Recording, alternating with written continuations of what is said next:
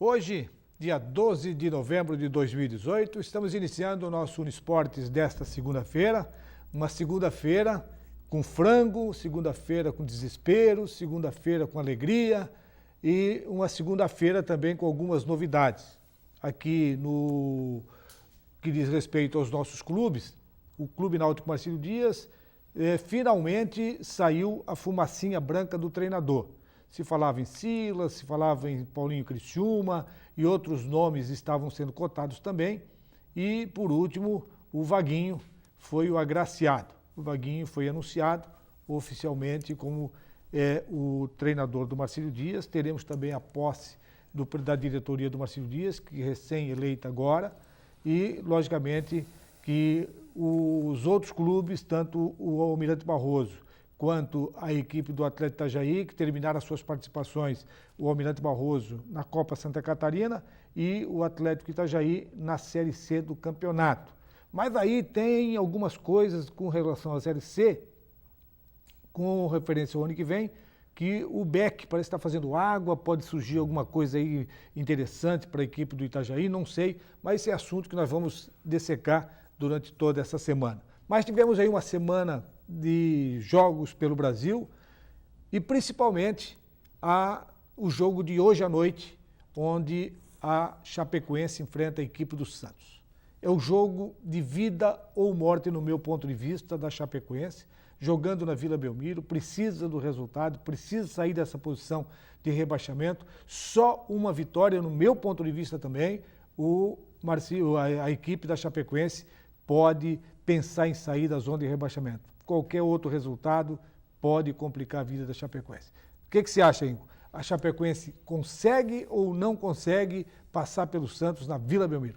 Boa tarde, Eladio. Boa tarde a você da Univale. Realmente os resultados de ontem favoreceram diretamente a Chapecoense. Cabe à Chapecoense hoje à noite fazer o seu papel, o seu resultado.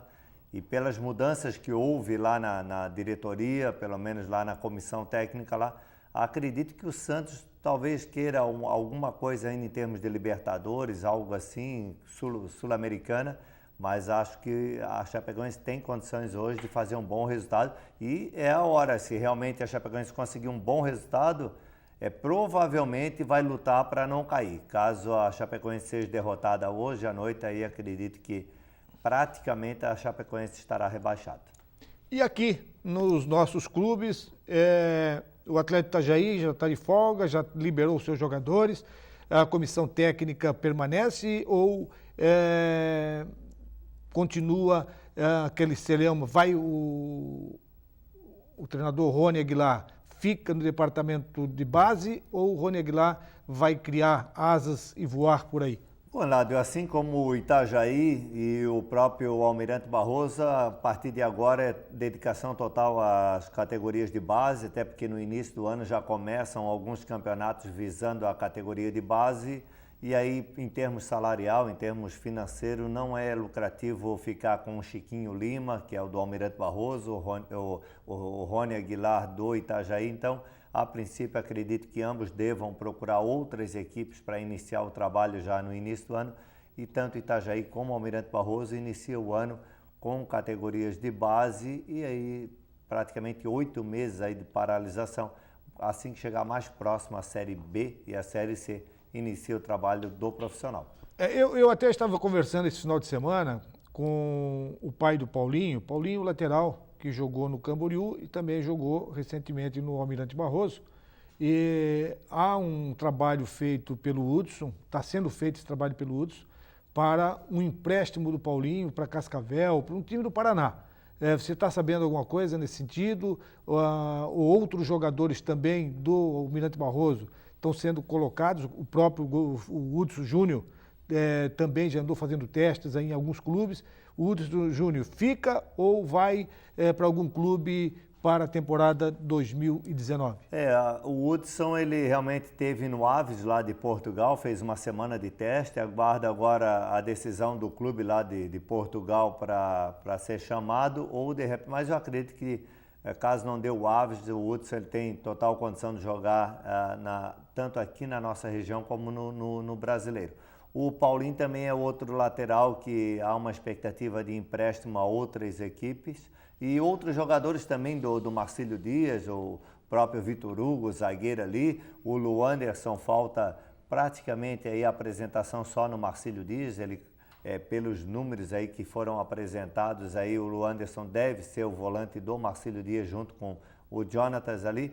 O Almirante Barroso realmente ele tem uma excelente equipe. É que no decorrer do ano, com trocas de treinadores, 2, 3, até 4 técnicos que passaram ali pelo Almirante Barroso, fica difícil fazer um conjunto e fazer uma equipe dessa funcionar. Mas o elenco do Almirante Barroso, assim como o do Itajaí também, tem jogadores que cabem normalmente em grandes equipes. Eu estava falando com o Rômulo, que também trabalha lá no Almirante Barroso, Departamento de Futebol, e hoje eles estão focados, o Almirante Barroso está focado hoje em colocar alguns desses jovens atletas do Almirante Barroso para a Taça São Paulo de futebol júnior.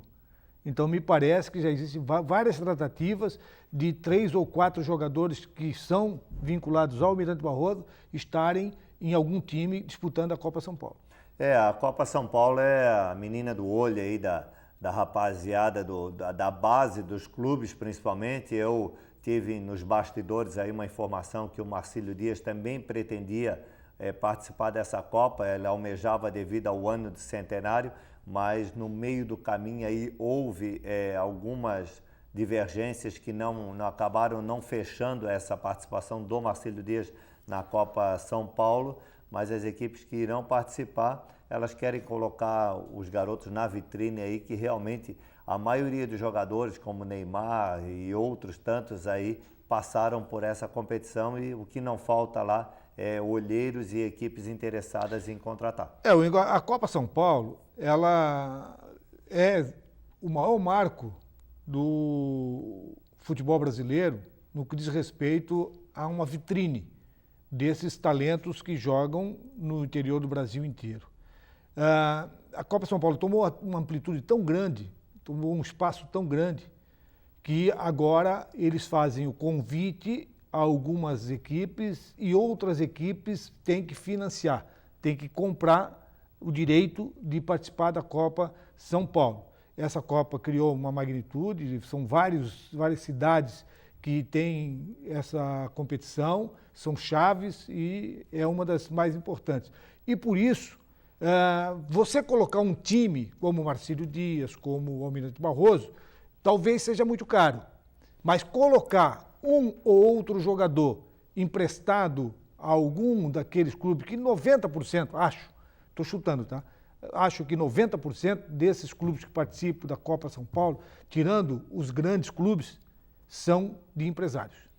Com certeza, são de empresários. Eu que tive quase um ano lá no futebol em Portugal, no Rio Ave, a gente acompanhava que jogadores que estavam na equipe piloto lá, o aspirante do Rio Ave, uma média de 7 jogadores brasileiros, aí 6 haviam jogado na Copa São Paulo, estavam dentro dessa idade. Então eu já tinha a noção que o Rio Ave, um dos clubes portugueses lá da Série A do Campeonato Português, eles já procuravam nessa Copa aí jogadores para jogar lá em Portugal. E é dessa forma que acontece lá. Deus espera assim que eventos como o Sub-20 da Copa São Paulo, que tem essa tradição, surjam futuramente aí como uma Copa Curitiba, uma Copa Florianópolis, uma Copa Porto Alegre, com o Sub-17, com o Sub-15, assim como acontece com o Sub-20 nessa Copa São Paulo. E acho que as outras categorias podem surgir campeonatos que chamem a atenção em outros estados e levando o mesmo nome, assim como leva a Copa São Paulo.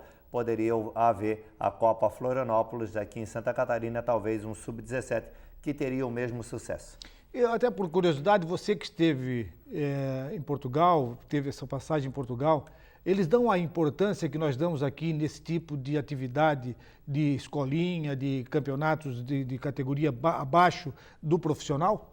Com certeza, Ládio. Lá a categoria de base para eles vale muito e eles têm a certeza que a base realmente é dinheiro em caixa. Então, tu não vai precisar gastar com grandes jogadores, sabendo que do Sub-13, o 15, o 17, o 20, tu vai conseguir trazer jogadores para a tua equipe. Há uma disputa muito grande entre associações lá, entre clubes, para que jogadores da base já pertençam a outra base da outra equipe. Então, eles têm muito cuidado com isso, porque realmente a disputa é muito grande nessa parte de base e um clube quer pegar jogador de outro clube da base, porque são trabalhos muito bem feitos lá fora. E como é que funciona lá o vínculo? Aqui no Brasil, você tem o seu trabalho, e você sabe disso, você trabalhou com escolinha um bom tempo, você produz toda aquela mercadoria, produz todo aquele produto que está ali, lapida ele, e quando chega na hora H, alguém vem e leva. Essa facilidade existe lá também, ou lá é mais difícil você fazer não vou dizer roubar, né? Você vai lá e tira o atleta já lapidado e não dá bola para quem produziu. É a mesma coisa lá? Lá tem esse cuidado. Com os menores de 18 anos acontece muito isso, porque não há uma lei assim que específica para que tu possa segurar o jogador, como a lei Pelé aqui no Brasil. E lá fora existe muito disso. Então tem muitos pais aqui do Brasil que ainda acreditam que o filho vai jogar lá na Europa lá sendo menor. E isso não acontece porque o pai tem que morar e trabalhar no país que o filho provavelmente vai jogar. Então, é muito difícil um pai brasileiro morar e trabalhar no país como Portugal, como Espanha, aonde o filho vai jogar. Após os 18 anos, sim. Aí acontece toda a movimentação de poder segurar o jogador no clube e ele começa geralmente na equipe aspirante, e aí dali ele chega ao profissional ou ele é emprestado para outra equipe. Mas lá os campeonatos acontecem muito a equipe aspirante, vamos dizer, do Marcílio Dias, ela joga a Série B do campeonato, então lá acontece muito isso para que jogadores possam chegar à equipe principal. É uma situação, mas nós vamos ter aí talvez até um programa aí, trazer mais colegas de imprensa para discutir uma coisa que me intriga muito, que é a Lei Pelé. A Lei Pelé, ela foi uma lei que praticamente colocou todos os clubes na beira da falência, porque o patrimônio deles foi para as cucuia e a Lei Pelé realmente é uma... Nós vamos dar uma estudadinha e vamos trazer um grupo de colegas aqui da imprensa e vamos falar talvez aí esse mês, o mês que vem, falar a respeito dessa Lei Pelé aí, para a gente poder ter um pouco mais de firmeza. Nós vamos ao intervalo e na sequência nós voltaremos aí com o resultado da semifinal, já os finalistas da Copa Santa Catarina. Hercílio Luz empatou com o Tubarão e o Brusque meteu uma goleada no Figueirense. Voltamos em seguidinho.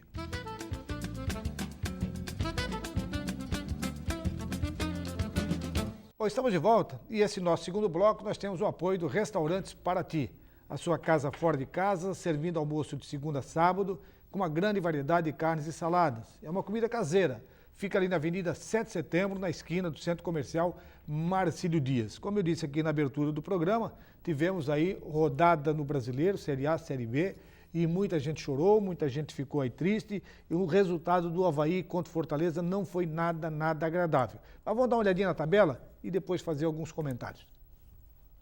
No Campeonato Brasileiro da Série B, 36ª rodada, na sexta-feira, Vila Nova 3, Figueirense 1, Juventude 0, Ponte Preta 1, Boa Esporte 0, Brasil de Pelotas 1, Coritiba 1, Goiás 0. No sábado, Oeste 0, Londrina 0, Criciúma 3, CRB 3, CSA 0, Atlético Goianiense 0, Avaí 0, Fortaleza no finzinho do jogo, Fortaleza foi lá e ganhou o jogo do Avaí, deixou numa situação complicada, o Avaí ainda depende só dele, basta ganhar todos os jogos, os 2 jogos que faltam, e aí o Avaí acaba escapando. E o Sampaio Correia joga contra a equipe São Bento, 2-1, e o Guarani perdeu para a equipe do Paysandu por 2-0. No Campeonato Brasileiro da Série A, 33ª rodada, sábado, América Mineiro 0, Paraná 1, Corinthians 1, São Paulo 1, Atlético Paranaense 2, Cruzeiro 0, esse Atlético Paranaense está demoinho. Botafogo 2-1 em cima do Flamengo, o Flamengo se despediu aí de qualquer possibilidade de brigar pelo título. No domingo, Atlético Mineiro 1, Palmeiras 1, Vitória 2, Bahia 2, Ceará 1, Internacional 1, Grêmio 2, Vasco da Gama 1, goleirão do Vasco tomou um peru no segundo gol e o Fluminense empatou com o Sport em 0-0. E também o Ingo conseguiu aí fazer compilando os jogos do Clube Náutico Marcílio Dias para o campeonato de 2019. Então, Marcílio Dias entra na vaga do Concórdia, né? Exatamente. Então é só uma troca. Então você troca onde estava o Concórdia, coloca o Marcílio Dias. E nós temos aí os jogos do Marcílio Dias na sequência do primeiro do turno e do retorno do Campeonato Catarinense 2019. Vamos dar uma olhadinha, ver quais são os jogos do Marcílio Dias? Então aí nós temos o primeiro jogo, Marcílio Dias joga fora contra a equipe da Chapecoense, depois joga em casa contra o Criciúma, depois sai contra o Tubarão, joga em casa contra o Brusque, joga em casa contra 2 jogos em casa, hein? Contra o Avaí, depois pega o Metropolitano fora de casa, joga em casa com o Joinville, pega... Fora contra o Hercílio. O Hercílio Luz fora e termina com o Figueirense em casa. Aí depois é invertido? Não. Depois é a sequência, é o retorno. Só muda o mando de campo. Então são os jogos do Marcílio Dias, turno e retorno oficializando. E tivemos também aí já a programação da posse da diretoria do Clube Náutico Marcílio Dias.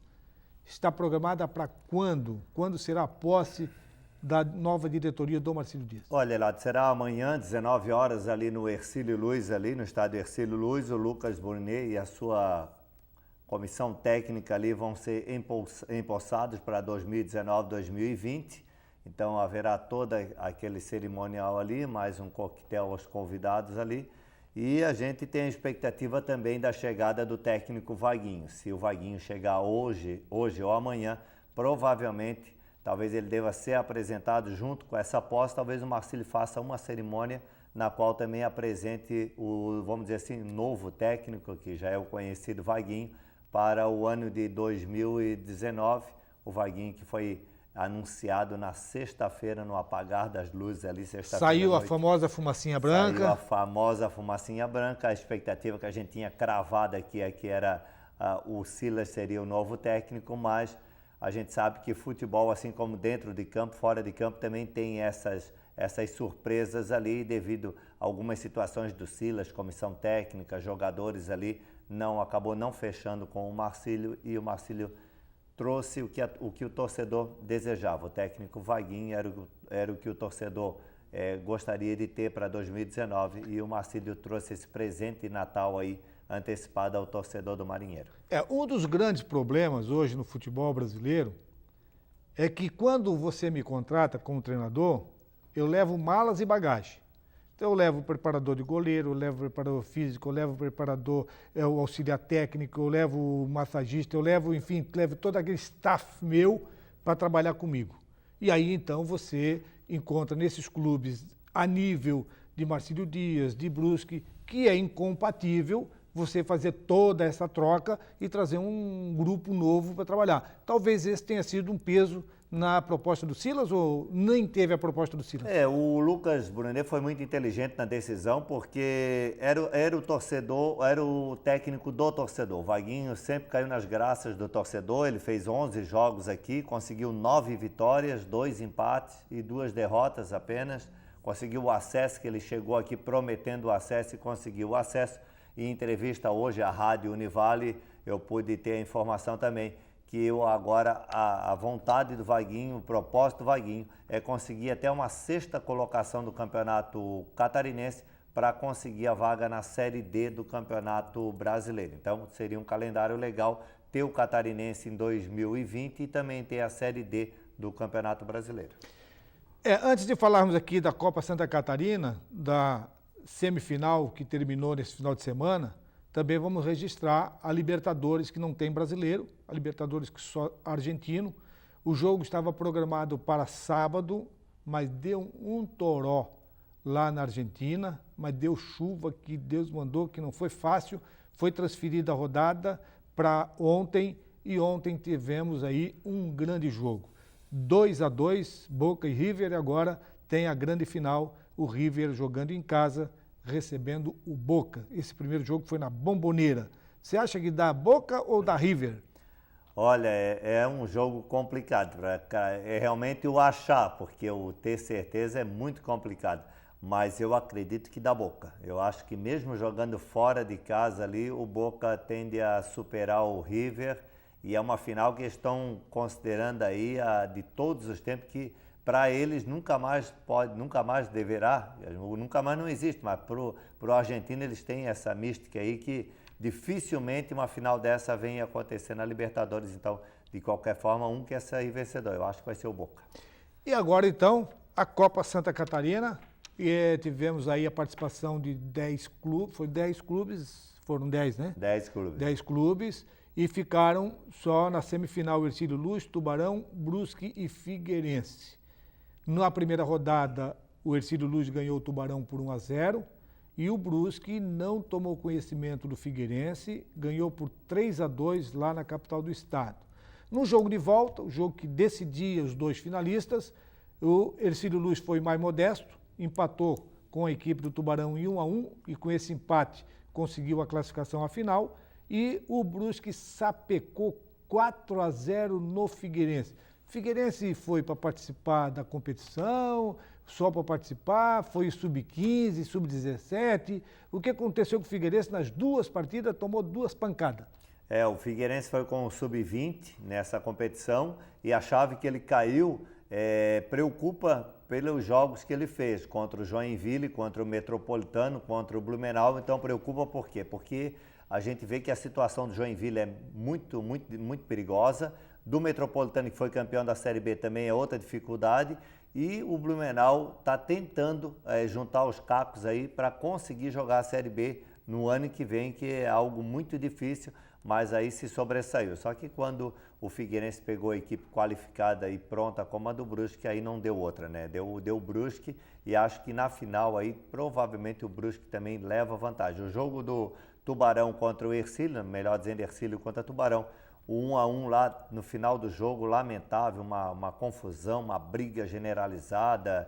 O árbitro Fernando Henrique de Miranda Medeiros acabou expulsando 2 jogadores do Hercílio, 2 jogadores do Tubarão. Um dos jogadores do Hercílio era o goleiro. No finalzinho já havia feito todas as substituições, uma falta perto da área, tiveram que colocar um jogador de linha no gol.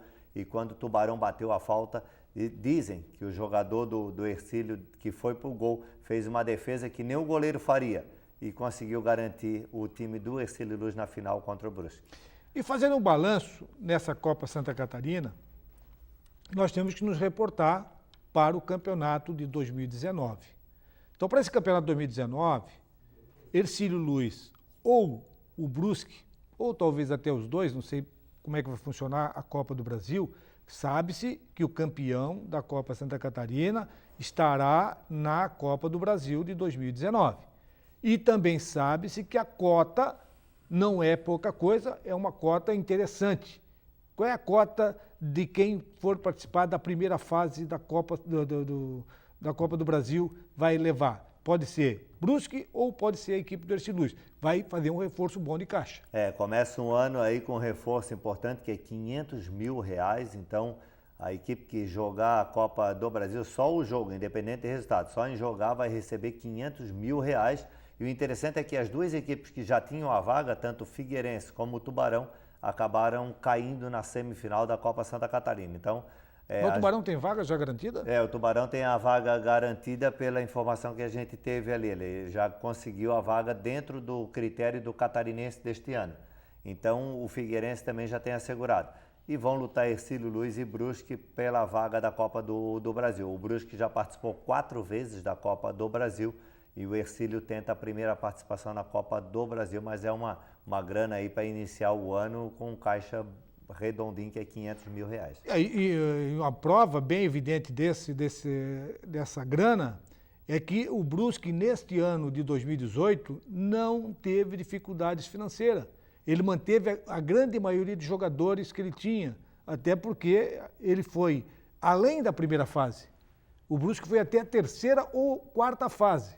Então ela conseguiu botar um bom dinheiro no caixa para poder se manter. O R$500 mil é só o primeiro jogo, e aí depois vai acrescentando, vai dobrando, e realmente o Brusque conseguiu fazer um bom caixa. O Brusque que vai precisar realmente, porque ele precisa dar uma melhorada muito boa lá no Augusto Bauer, lá, assim como o nosso Hercílio Luz, o Augusto Bauer lá vai passar por renovações.